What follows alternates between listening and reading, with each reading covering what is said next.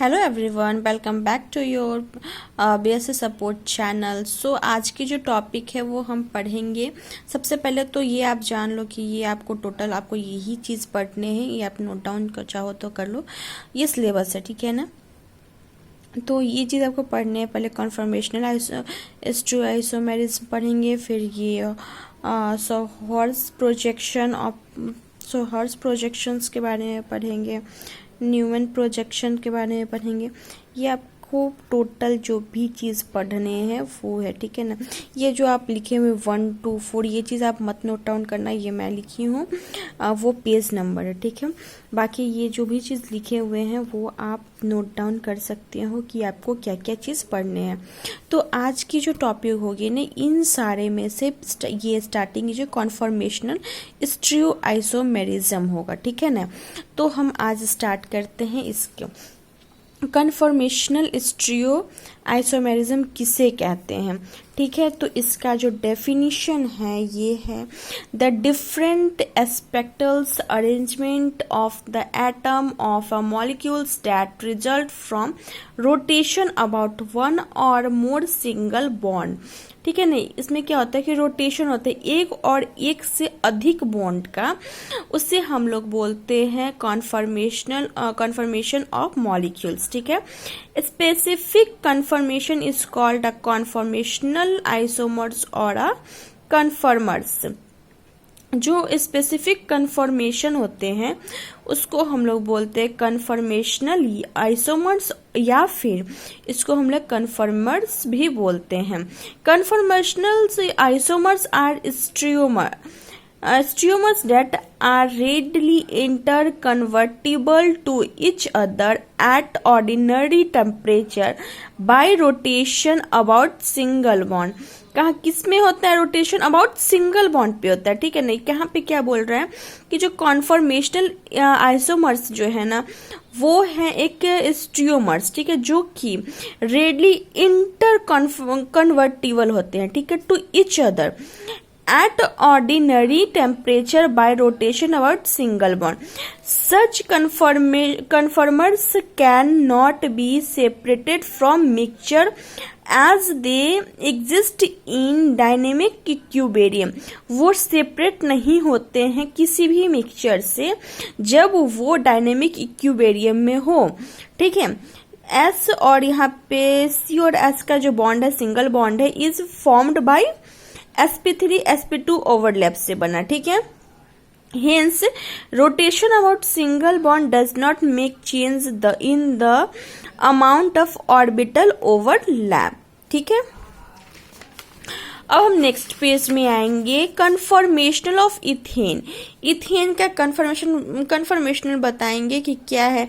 तो यहाँ पे क्या हो रहा है, बेसिकली यहाँ पे जो होता है वो रोटेशन हुआ, क्योंकि अब जान रहे हो कि कन्फॉर्मेशनल आइसोमर्स में क्या बोल रहा है कि रोटेशन होता है सिंगल बॉन्ड पे। तो यहाँ पे भी रोटेशन हुआ एट 60 डिग्री पे हुआ, ओवरलैप किया, ऑर्बिटल ओवरलैप किया, मेंटेन्ड, ठीक है। ये such rotation is called free rotation. इस रोटेशन को हम लोग क्या बोलेंगे? फ्री रोटेशन बोलेंगे। Ethane result infinity number of the conformation, but some of them are preferred conformers, ठीक है।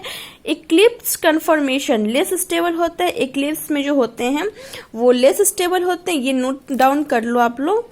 और staggered conformation more stable intermediate stable होते हैं, ठीक है ना। ये वो मोर स्टेबल होते हैं।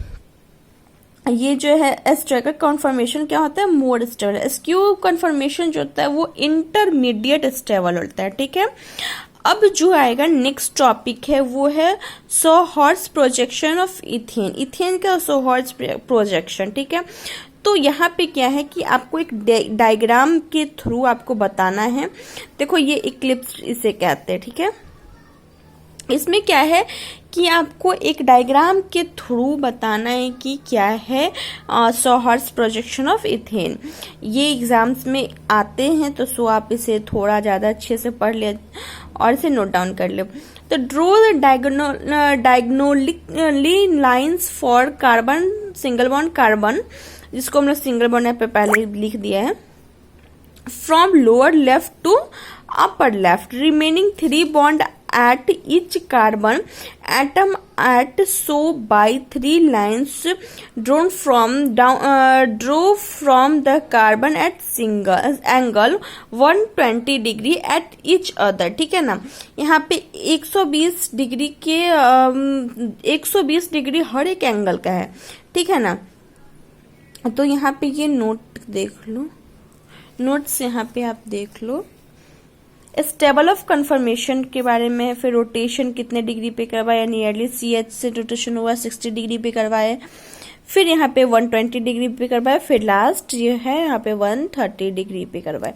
स्टेबल ऑर्डर में क्या सबसे ज़्यादा स्टेबल जो होते हैं वो क्या है, यहाँ पे ही मैं आपको बता चुकी हूँ कि सबसे ज़्यादा स्टेबल क्या है, उसी चीज़ को रिपीट किया है. इक्लिप्स्ड कन्फर्मेशन सबसे कम होता है, जहाँ की देख लो इक्लिप्स्ड सबसे कम है.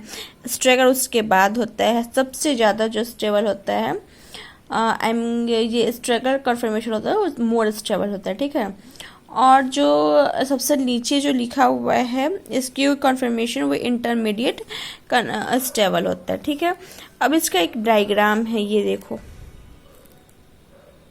ये नोट डाउन कर लो आप लोग. Eclipsed conformation is the least stable. ठीक है, हायर एनर्जी होता है. इक्लिप्स्ड का सबसे ज्यादा एनर्जी होता है, इस वजह से वो लेस स्टेबल होता है. Conformation of the ethane due to maximum repulsion. ठीक है, क्यों होता है, क्योंकि maximum repulsion interaction between bonding pair of electron of 3 carbon hydrogen bond.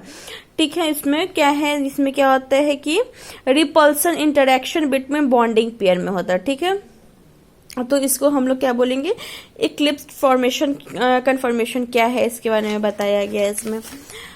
अब है स्ट्रैगर कन्फर्मेशन इज मोस्ट स्टेबल है, क्योंकि इसका लिस्ट एनर्जी होता है. यहाँ पे आप देख सकते हो इसका एनर्जी लेवल जो है वो कम है कम, ये कम है ना.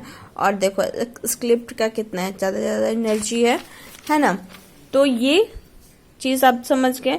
Is most stable least energy of ethane because least repulsion between the front and rear carbon hydrogen bond. ठीक है ना, समझ में आएगा ये चीज. अब है न्यूमैन प्रोजेक्शन. न्यूमैन प्रोजेक्शन के बारे में मैं आपको अभी नोट्स दिखा देती हूँ, आपको नेक्स्ट लेक्चर में इसके बारे में बता दूंगी. ठीक है, ये रहे आपके नोट्स. ठीक है ना गाइज, चलो ठीक है, आप लोग इससे सारे नोट्स आप लोग नोट डाउन कर सकते हो. आपको आई होप कि आपको समझ में आई हो, नोट्स क्लियर हो. अगर क्लियर नहीं भी होता है तो आप मुझे कमेंट करके जरूर बताना कि हाँ मैं कहाँ लैग कर रही हूँ, क्या इश्यूज आ रहे हैं, तो मैं उस तरीके से उसे कवर अप करने की कोशिश जरूर करूँगी. ठीक है, ओके, थैंक यू.